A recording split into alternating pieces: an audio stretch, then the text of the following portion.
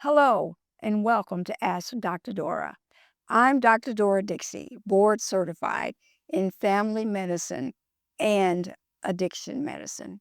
Ask Dr. Dora is my virtual medical ministry where I discuss things about addiction medicine, substance use disorder, recovery, and the magnificent bodies we live in. Today, we have the opportunity, honor, and pleasure to have Calvin Strong as our guest. Calvin is a retired policeman for more than 20 years. He was on the force. He's been retired for a few years, and he's going to share with us his experiences and his feelings about the whole drug scene as it affects policing in Chicago. So I'd like to welcome Calvin Strong. Thank you for having me. It's our pleasure. How are you today? Doing great. Wonderful. And I do appreciate you saying yes to this conversation. My producer doesn't like me to say interview. She said, you're having a conversation Okay. with somebody. So we're just going to have a conversation. And before we jump in, I want you to tell me who you are. Who is Calvin Strong? Well, Calvin Strong is just a regular guy. Nothing special. Most policemen are just regular people. Okay. Nothing special. Okay. Put in the situation. Okay. Accept the call. Okay. If I have anything to offer, but there should be more young people wanting to be policemen than running from the police. Okay. And so rarely do we get a chance to have a conversation. I have this conversation for over 30 years. Unfortunately, they're chained to the wall and they're under arrest. Oh, Well, then they want to understand, well, how did I get here? okay. Yeah. So your ministry is about the drug addiction. I think 75 to 80% of the crime in the city of Chicago is drug related. That is a big number. And most of the people don't take the drug into consideration because it's the drug addicted parents. Okay. And what do their parents want from their children? To get drugs for them. And where do they get drugs from them? From the gangs. And it's a cycle. And that's the cycle. Wow. So I was a policeman for 33 years. I saw kids from 5 years old to 25 years old. And the cycle continues. So these 5-year-old children were out copping Just for their kids. parents or just trying to be kids? They go from waving to the police to running from the police. Okay. Wow. And that's kind of bad when you know them. You know where they live, you know their mother, Yeah. you know their father, you know their grandmother, you know their grandfather. Okay. That is true. You had been on the force for 33 3 years. Did you see the drug scene change? Of course. It evolves. From what to what?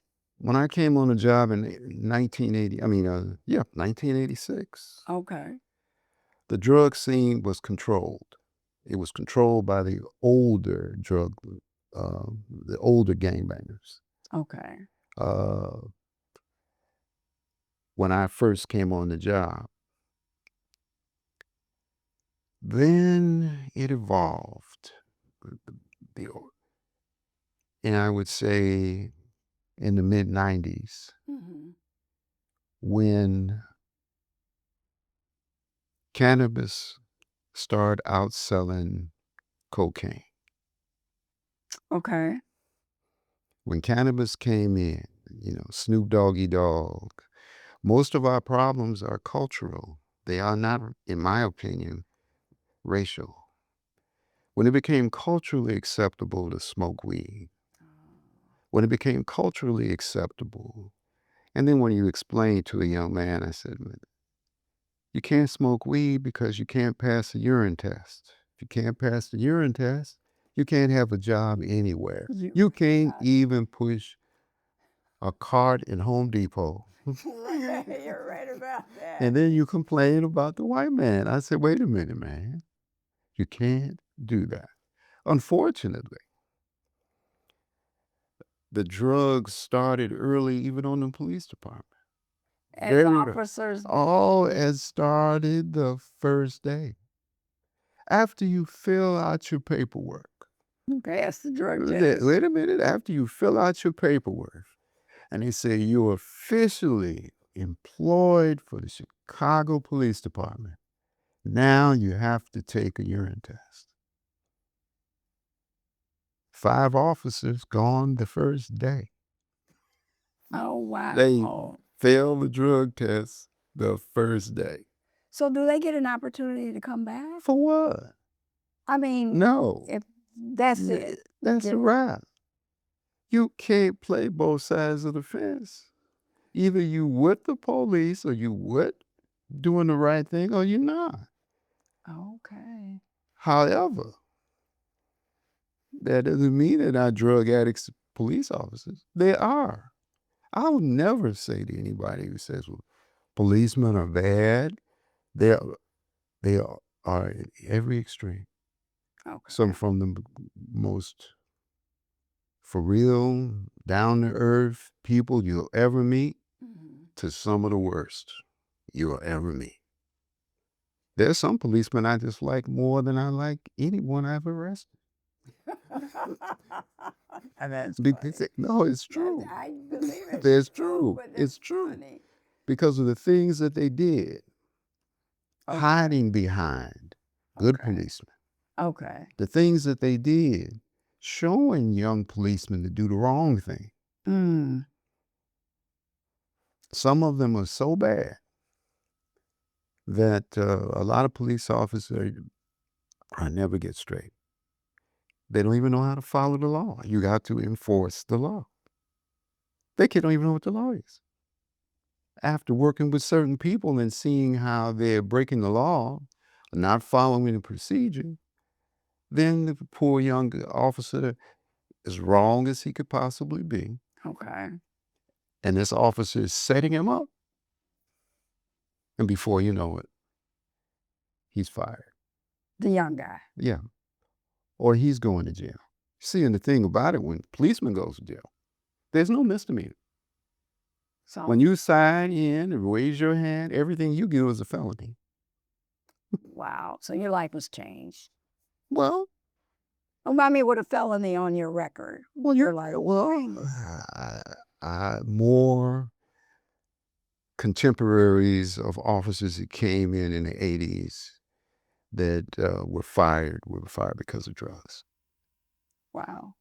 So has that changed? When did you come off the force? When I come on at 86. Yeah, wait, when you come off? What year? 2019. Okay, right before COVID. So had that changed What do you mean? as far as the percentage that you were aware of officers that were using drugs themselves or had a substance use disorder? Well, I don't call it a disorder. I call it corruption. Because where do you think they get their drugs from? The people they arrest. I know officers that maybe they're out of prison now for robbing drug dealers. Just like in the movies. Just like in the movies. Wow. And the thing about it is, we focus on the wrong things. What should we focus on? Telling the truth. And the truth is, who benefits? Okay. You smoke weed in the 1980s and 90s and the early 2000s, 2010. Who benefited? Most people don't know who benefited. Certainly isn't me. Well, and who suffers? Who's the victim? Me and whoever I'm trying to Well, the take first care thing, of. every community is the victim. Okay. Think about it this way. If they have a big drug bust and they show you they've got piles of money, where'd that money come from? The neighborhood. Right. Where does it go? Who benefits? That's what I want you to think about. Okay. Who benefits? Whoever the drug dealer is spending. No. He gets caught. Oh, he gets caught. Then It's not uncommon in the inner city For the drug dealers the to get drug caught. dealer to have a room full of garbage bags full of money. You Yeah. can't go to the bank, That's true. right? That's And true. where there's drugs, There's money there's guns, and guns. right? Because he got to secure his own money, and everybody knows he's got money, Okay. right? So who benefits? Most people don't even consider who benefits. The city benefits. Because they take the money. They take the money. Remember the crime bill, and everybody was talking about our last president that got us this beautiful crime bill, and they talk about that black people were going to be arrested, but that wasn't who benefited, but all of the property seizures. Ask people before then, if you got caught with drugs in your car wasn't seized. They started that. You get your car seized. Right. And It's all in your house. and everything. And who gets the benefit? Who benefits? I guess it would be the city. They're in the drug business. They're We're in the drug business. seizing the properties. Well, that's my problem. My problem is if you in law enforcement, you can't be in the drug business. That makes plenty of sense. So when I came on the job, you catch a person with drugs, you left the car legally parked on the street. Period. Then it went from that to you tow their car in, even if they standing around the car. That's what I mean by corruption. Most of the officers, the biggest problem in the police department is corruption. And the corruption is not following the letter of the law. Most people don't even know what policemen are supposed to do. Really, what his job is. And his job is not to follow any strategy determined by the mayor or any of that. That's not your job. So what is your job, or what was your job? Wow. To enforce the law. Okay. Are the laws determined by the state of Illinois? Okay. And what does the mayor have to do with laws that are determined by the state of Illinois? Nothing. What does the aldermen have to do with laws by the state of Illinois? Nothing. They write municipal codes. That's true. So therefore, how does the city benefit from laws that they don't even write? They seize the property. That's a little corrupt, ain't it? It is. It is very So then all of the money should go to the state, right? If the So laws that you broke are the state of the state, then the state. And so then they split the money. So now what you got? So is that what happened? Yes, to my knowledge, what goes on. That was happening. So when we have roll call, we have rules. They say, well, now we want you to write up every car. If you stop a guy and he's got $5,000 in his pocket, is that against the law? No. Then it's got to be drug related. But it has to be drug related. It's not drug related. Doesn't have to be. Is it against the law? Does the state of Illinois say walking around with $5,000 in your pocket against the law? No. It is not. But they want you to come out, call out the dogs, the canine, to smell the money. And the dog sits down, which is considered a positive sign that this is drug money. Okay. And then Now you're taking a police dog, which is a highly trained. It's any policeman considers the police dog a police officer. Okay. The dog will bark at everybody else, but he won't bark at the police officer. The dog will respond if you're in a going through a building and the dog goes in the building, there are officers in the building. The dog will go after offenders and not go after the police officer. Okay. The dog goes to work like you go to work. Okay. The dog sits down all the time. So here's my point. He sits down when he's in the police station. He says, see any drugs in the police station. So my point is, how many people can you imagine a person, they sell a car, buy a car, got $5,000 in their pocket, go and get in a traffic stop. It's a gray area of even searching them for guards. If you got a driver's license, insurance card, write your ticket and go on about your business. That's the law. Okay.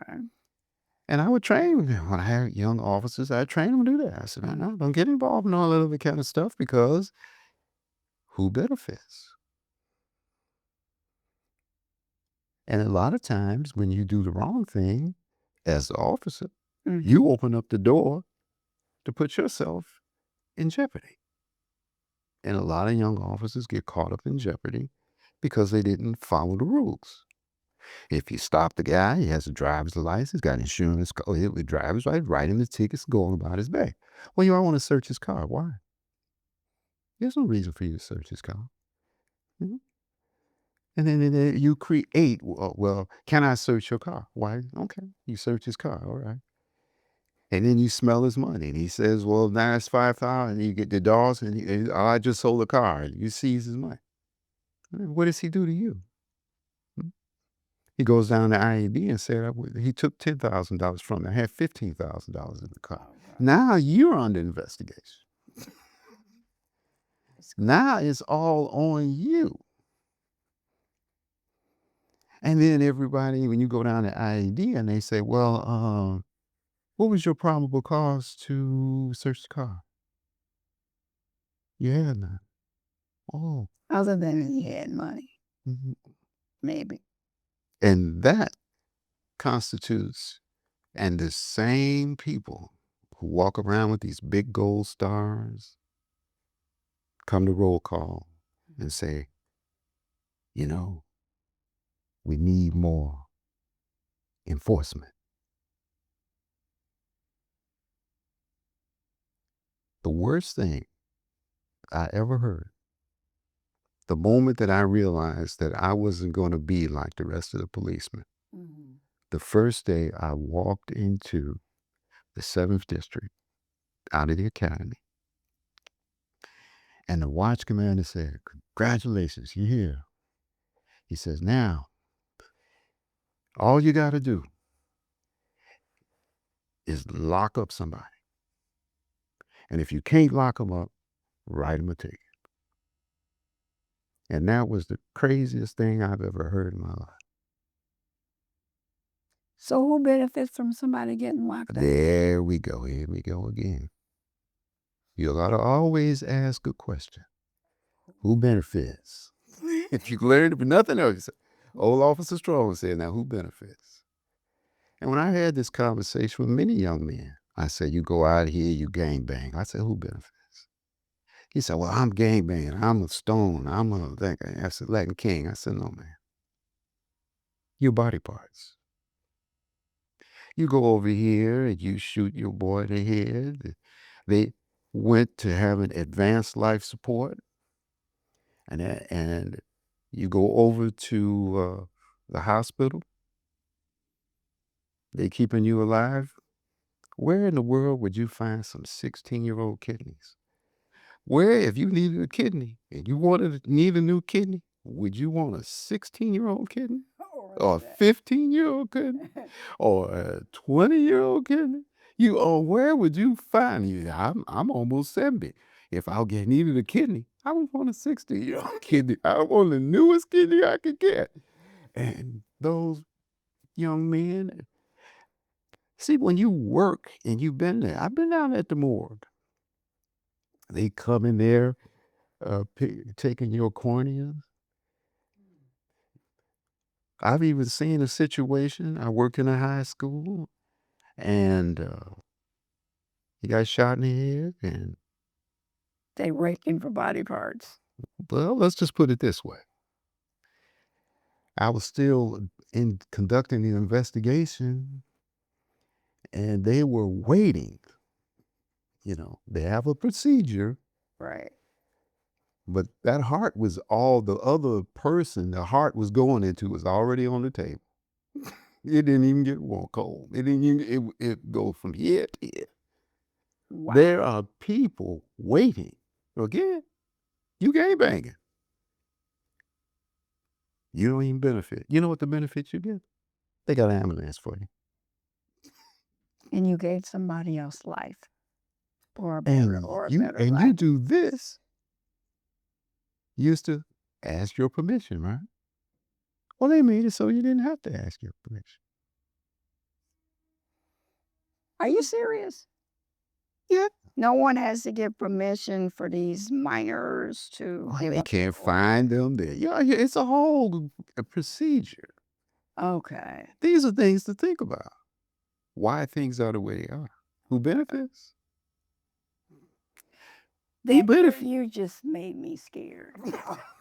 It made you scared. Yeah. So you know the police were the worst people to deal with, right? No, you hear this People stuff, scared of the police. I'll but, tell you, there's more scary things out there. You're right. You are absolutely right. Let me ask you a question. Mm-hmm. What changed in your beginning, middle, and end of your career as a police officer as it pertained to the war on drugs with the different federal administrators? This war on drugs. And I've done some research. I was like, but what does that look like on the ground? All right. Because mine is just book knowledge. Okay. Old cops got old cop stories. Okay. You want all I can do is give you an old cop story. I'll take it. I was out of the academy maybe 6 months. Okay. Driving down the street, car almost runs into the squad car. Mm-hmm. Pull him over. Guy says, I don't have a driver's license. I work for the feds. Mm-hmm. I said, well, you can work for the feds, you can get a driver's license. We drive the car, me and my partner. I was the rookie at the time. Drive the car into the station. When I get to the station, there's a lot of special operation cars around the station. Watch commanders standing at the door. Said, did you write the tickets already? I said, yeah, I wrote the tickets. He said, give the tickets to me. This guy working for the FBI. You're dismissed. You cool in the game. Okay. So he was telling the truth. Okay. I go back and patrol. After that was my days off. Guys call me, said, Strong, the FBI here looking for you. You can imagine your shock and amazement. Mm-hmm. I'm not on job 6 months. What did the FBI? The FBI's been here every day. I'm off 2 or 3 days. The FBI's been here every day looking for you. I said, man, maybe it's somebody else. No, they're looking for you. I get there. The FBI's here. A roll call. Guys like, yeah, they're here if you Strong. I go there and I said, well, what's the problem? He said, you know that guy you stopped? I said, yeah. They say, have you seen him? I said, wait a minute, man. You putting a lot of bass in your voice. And you asking me questions. And I understand I have the right to remain silent. And anything that you're asking me, can be used against me in a court of law. Oh, it's not like that, Officer Strong. Our informant took off on us, and we haven't seen him. So you mean from when I turned him over to you, you lost him? And if you can help us find him. And I said, did he have drugs or money? They said he had drugs and money. And he's in Inglewood. And he got drugs and money. He could be anywhere. He's gone. Oh, he gone. He's gone. And he's running from. So that's when I knew the feds are selling drugs on the streets of Chicago. That was my warning. I got that 6 months when I got out of jail. If they're out here selling drugs, and most of the policemen that went to jail, I know policemen who went to jail, worked with policemen who went to jail because they took drugs from the feds. They took dope. They took money from the feds. So if the feds are out selling drugs, they're drug dealing. So the federal government is drug dealing. And that's how I took it. Okay. Now they could give you, they sit down and they can tell you that we're doing surveillance and all this and this and this. But over the years, they look like drug dealers. They act like drug dealers. They sell drugs. They sell drugs. Duck is a duck. Mm-hmm. Wow.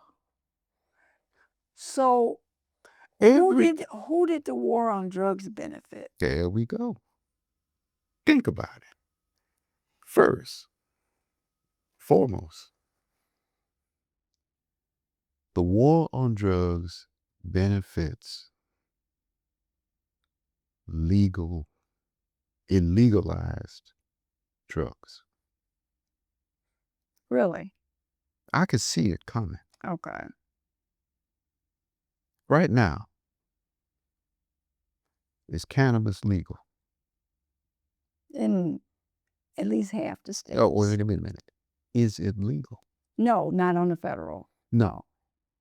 If you have a law that is a federal offense, how can it be legal locally? It can't be. Well, yeah. No, it cannot be.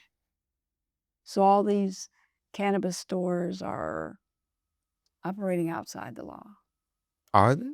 And the city is. So they're legal. I can't bring myself to walk in one of those places. I can't bring. I walk past them everywhere because I saw the tragedy. Mm-hmm. I saw the death, the destruction, the sheer destruction of the Black community, destruction of it, destruction of the bills, businesses, lives. That's all I could see. And you right now, you can go downtown, walk around the corner, and buy all the weed you want. So you saw these But I can communities and lives degraded or lost because of the drug industry? Yes. Okay. And now it was you go downtown or wherever you go and see the cannabis stores. Makes me sick to the stomach. Okay. Because basically, they took over the industry that the Black communities suffered to create. And how many cannabis stores do they control? Probably there was enough. Very few. There was enough Black people that went to jail for them to control the whole industry. How can there be people just getting out of jail for selling cannabis and cannabis is legal? Oh, they clean it up. They said we'll clean your record. Right. So you gonna give me your life back? No, those. That's what I used to tell them. I said they're gonna make it legal. I could see it. Mm-hmm. They were promoting it into the culture. Right. First, it was medical marijuana, and I know I was one of the few dissenters. I went to Springfield. I testified before these committees saying marijuana is not medicine. I cannot write a prescription for it.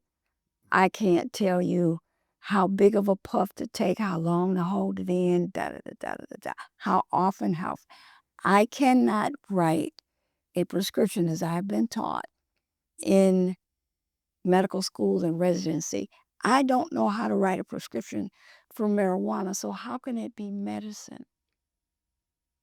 But one of the state representatives whose name will remain anonymous cried before this committee. This old grown man cried and said, well, my father has colon cancer and he's in so much pain, and I just want to give him something to get him out of pain.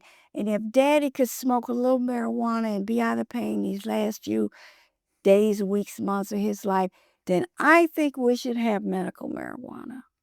And I said, my mother has colon cancer as well. And she asked me, Dora, can I smoke weed? I said, no, Mom, we'll get you something else for your pain. But what does No. weed do? It does a lot of things. It does different things to different people. But what I used to tell people, I said, it makes you dumb. That's You why are absolutely right it about makes that. you dumb. Right. Because the majority of the biggest problem, the hardest thing to get over, is that you're going to smoke weed, and the weed tells you that you can do things that you cannot do, that you're invisible. I love it. You can do things that you cannot do, and it's no fun catching That is. you. You're not going to do it. Right. So it kills you. You see the destruction, mental destruction, Exactly. to the point where they cannot react intellectually. That is true. Cannot. That is. To smoke weed from 12 years old, you cannot, and get as much as you want, you will not be able to respond intellectually. For school is a waste of time. Right. And before that, you are a follower. You cannot think it through. Okay. So the biggest problem I can see is who benefits. You know, it's bad when the only job some young men have is the job they have when they go to jail. Wow. And that job doesn't qualify them to do anything out here in the world. Not you. Not you. Sometimes, depends on the prison. So what's the rehabilitation? Well, some of them come out with a barber's license. Some of them come out with culinary arts. And years ago, there was these office machine repair organizations. So there's some. And there are some industries that deliberately hire people that have a criminal background. So it's interesting. It's interesting, but we can get immigrants. We ain't got enough people to do them jobs, right? Now that's a whole nother. No, but I'm just saying how with that. But wait a minute, you see how all the ways these things benefit. Right. I understand what you're saying. So here's my point. I saw on television that we had a governor who went to prison, and I met him. We've had several. But it was a governor that we went to prison. I met him, nice guy. But if you had enough money, you could get a CDL. He was selling CDLs. That's what got him in prison. I remember that. Not him directly, but he allowed it. But he worked with it. Right. So you mean to tell me all of the process that you have to go through to get a CDL, but you got illegal immigrants that can get CDLs and a U.S. citizen can't? Right. Who benefits? You see, those questions are going into who benefits. Okay. And when you look at that, questions about who benefits, then you should ask yourself a question. police officers have to go through random drug tests, Yes. they say. And when we go down to random drug, I see the rest of the black officers from the academy. I mean, we were like, why are we always down here? We go in the station, we know who's Getting high and who's not. They don't seem to ever go. okay. Who's So, who? so even that isn't fair. Oh, no. One of the things you learn in law enforcement, whatever fairness you're going to get it from that particular officer that deals with your particular case on that particular day, on that particular time. Okay. That's why the average policeman, if you call the police, I'm leaving. Because I know it's the luck of the dice. Who you gonna get? Who you going to get? Right. And it is not uncommon for the victim to be handcuffed in the station. It's not uncommon. To the point where I have recruits and I look at listening to the case and watch what's going on and then what the officer's doing. And I said, let's go. And I'll tell you when we get in the car. And I said, well, he's locking up the victim. He's letting the offender sign complaints. He's not doing his investigation.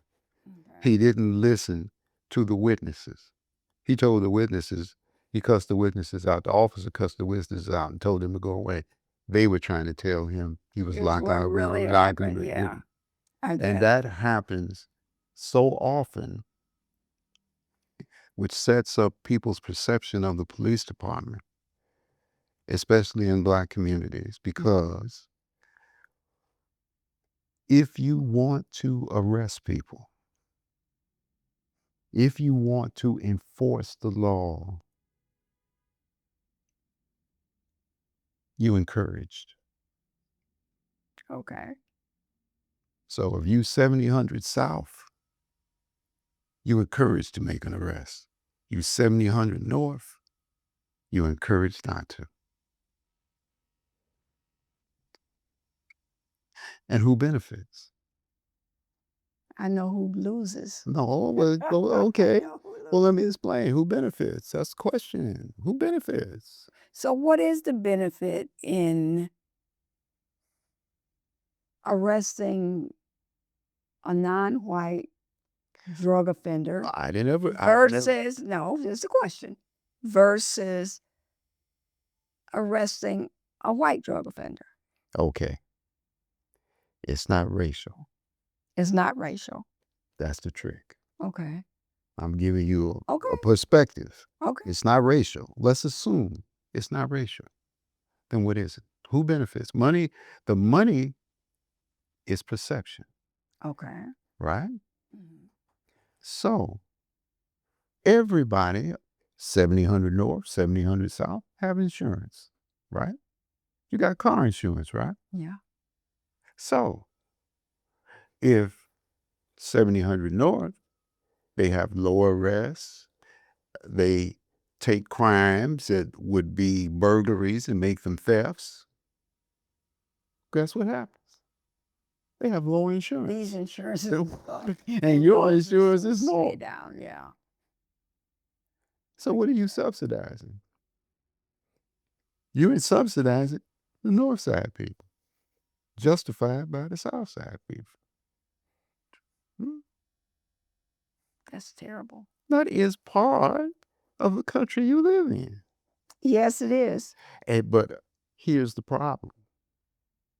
People don't read the Constitution. They don't really, they read everything else. They listen to politicians. But ask them, who's in charge? The people who are in charge created this. Who's supposed to be in charge? It's supposed to be the people. Right. It's supposed to be you. That's true. So why do you think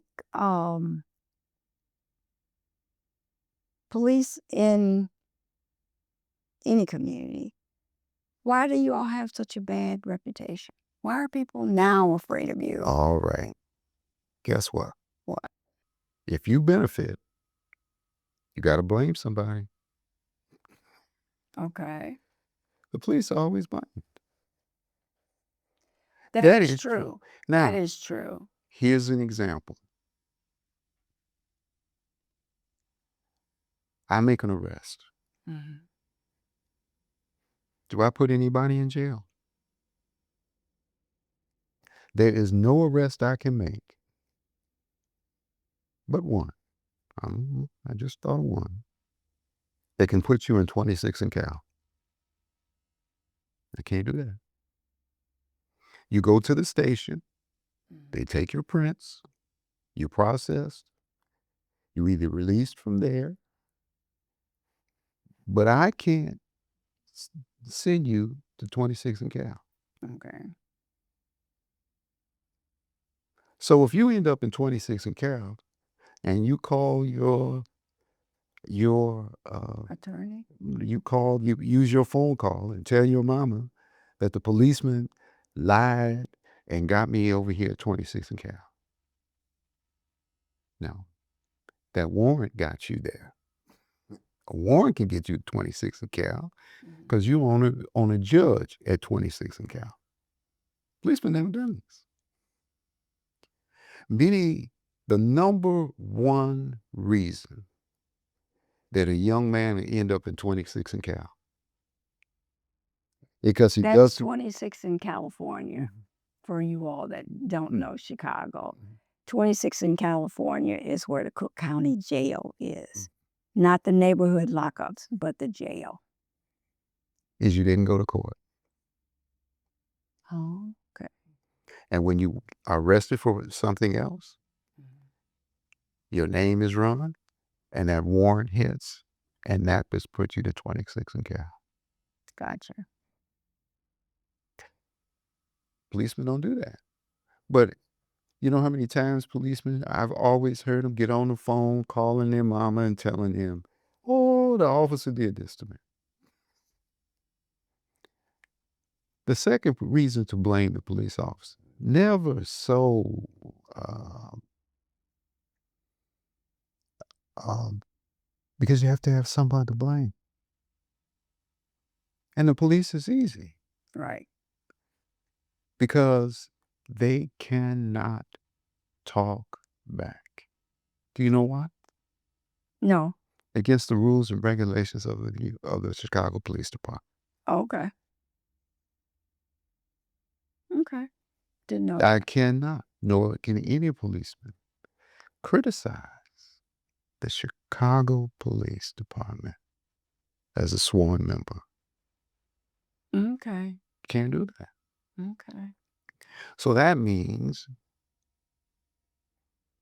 when the superintendent is standing up there, knowing all the things that are going wrong,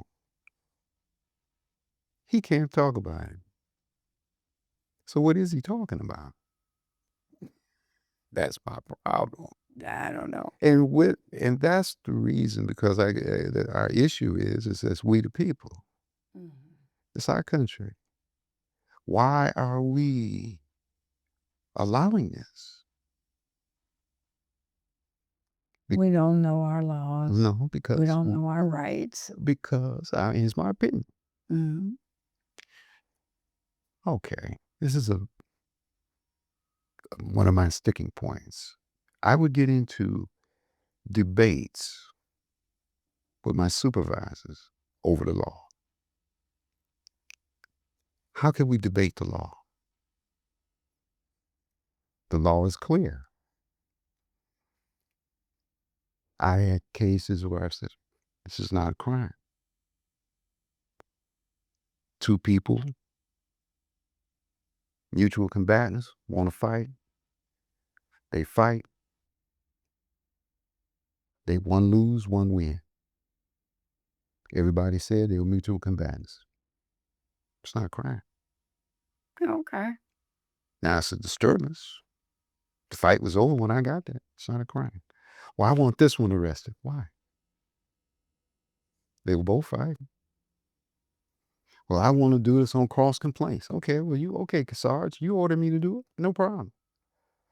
I'll write them up, cross complaints. Okay. They don't want to sign complaints against each other. Then there's no case. No, well, that's my point. Then the thing is, what do you do when you have a supervisor says, "I want you to do it anyway"? I said, "Okay, let's go." I write it up, and I put on both arrest reports. They're being these people, these two individuals did not want to sign complaints on each other. I put them in custody and transported into the station per orders of Sergeant such and such and so and so. I hand this to the watch commander. He said, "What's this nonsense doing in here?" It's following orders, sir. Following orders. Okay. So what steps do you think the policeman departments could take to rebuild trust in the communities that they felt disparity of the drug enforcement policies? Even if there are policies, I guess there are, but there seems to be a huge difference in what happens over here and what happens over there. Who benefits? I keep coming back to I know you keep coming back to that. because So when that'll tell you what? what is going on. Right. And But most policemen are taught not to ask that question. okay. But what do you think the police departments could take to rebuild trust in these communities where they have such a bad rap? Okay. And so many young men, mostly men, some young women, Okay. lives are ruined because of this. I don't think anyone in law enforcement should sell drugs. Okay. Period. Okay. Okay. Most young men go to prison Mm-hmm. because they sell drugs to the police. Okay. The second thing, the police shouldn't be buying no drugs. Isn't that entrapment? Oh, excellent. Excellent. You got it, doctor. It is entrapment, which means majority of the cases, I'm going to go one step further. You get stopped and they say this is marijuana. How do you know? Well, it looks like marijuana. It smells like marijuana. Okay. And you're taking your arrest based on the probable cause of that being marijuana. What is the evidence? Well, you take it and you put it, but you've put them in custody now. But what are they supposed to do? You're supposed to test it. They have marijuana tests. You put it in, you test it, you get positive results from it. You take that and you put that in inventory that, and that's the basis of your arrest. 90%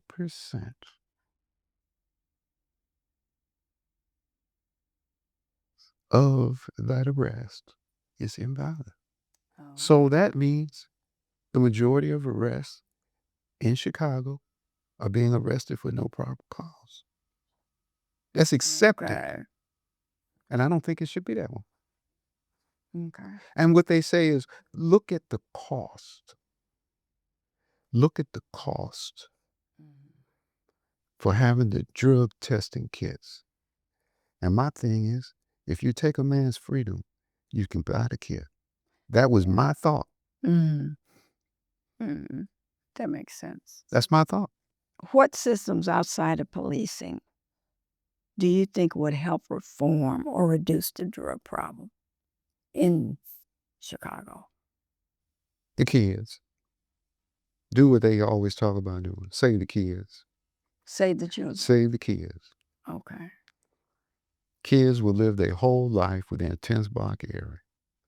It's something to see that a kid lived their whole life within 10 blocks. Okay.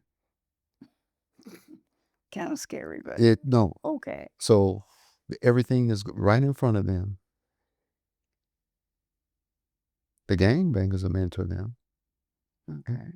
I think that they should. I think it's just for a kid to get a lawnmower and cut grass. Yeah. He will be attacked by gangbangers who will take his lawnmower, take his money. Hmm. And sometimes it'll be adults. So we got to figure out how to save these children. That's what it's about. Okay. So what are your feelings on addiction treatment, mental health treatment? You can't help a drug addict until they're ready for it. Okay. Okay. And if they're ready, How would you even know? well, I guess That's what that's my they situation. will say, they Huh? will say, I'm ready. Well, they're all ready when they call. You'd be surprised how many times I'm ready to get reformed. I need help, and my heart is beating. And okay, that means I'll be in the hospital now. Okay. So now I got to take you to the hospital. Okay. So how would you redesign Chicago's approach to drugs from the ground up? If you could fix this system that you so eloquently described in frightening terms, how would you redesign the policeman's approach to the drug situation? Okay. Any property seized from drugs should go into a pool, a lottery, Okay. and you could buy a lottery ticket, and it should be $100. Okay. And if it's that car or that house, you buy lottery tickets and you can get it. Anybody in the city can get it. What about the bags of money? Can we buy a lottery Okay. ticket for a bag of money And too? guess where the bags of money go? Where do they go? Into a fund for the children. Okay. Hmm? For their Why education. can't we have kids? Why that they for school supplies? Right. Remember, what was the lottery for? Do you remember? Was supposed to be for education. That's right. It was supposed to, the lottery money was supposed to make sure that the kids got education. Right. What happened? I don't Oh, know. remember tolls? Remember the tolls? Yeah, that was to repair the roads. No, that was to pay for the roads. Right. And then the roads got paid for. And then what happened? They keep the money. Huh? Yeah. Who benefits? So what advice would you give a rookie joining the police department? Be yourself. Be yourself. Okay. Be yourself. And people will like you. Some people will like you. Some people won't. And that's the problem. You don't be what other people want you to be. Okay. Yeah, I was a stickler for the rules, follow the Constitution. I would ask the first question I'd ask a rookie. I said, "What kind of country is this?" He said, "Well, what do you mean? What kind of country is this?" I said, "Well, what kind of country is it?" He said, "Oh, it's the United States." I said, "Okay, what kind of country?" "Well, this is democracy." I said, "Okay." I said, "No, it's not. It's a constitutional republic. This is a country governed by rules, and your job is to enforce the rules. If it's wrong when you do it, it ain't gonna be right nowhere else. If you arrest somebody wrong, it's no way you can make it right." Okay. So you want to tell these officers to Follow the rules. follow the rules, remember why you came, enforce the rules. And the biggest problem is all the rules you've been tested on, they tell you, "Oh, that's not really you. You don't really have to do it like that." You can get into the gray area, and that's how you get fired. In the gray area. In the gray area. On that note, Calvin, I want to thank you very much Mm. for sharing all the things you have shared with us. Thank you You very welcome. much. Anytime. It's been a pleasure All speaking right. with you, and we may have you back sometime Okay. to pick your brain some more. All right. You have an interesting perspective on policing in general and your way of policing in specific, and I do thank you. And I appreciate your integrity, and I appreciate your honesty, because I know everybody on the force didn't act like you. Who benefited? That's a good criticism.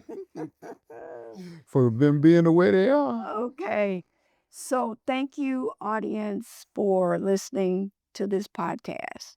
And we have to keep asking ourselves, for every situation we get in, who benefits? And if you benefited any from this episode, I ask you to please subscribe, listen, share, and like Ask Dr. Dora on all social media platforms. Thank you.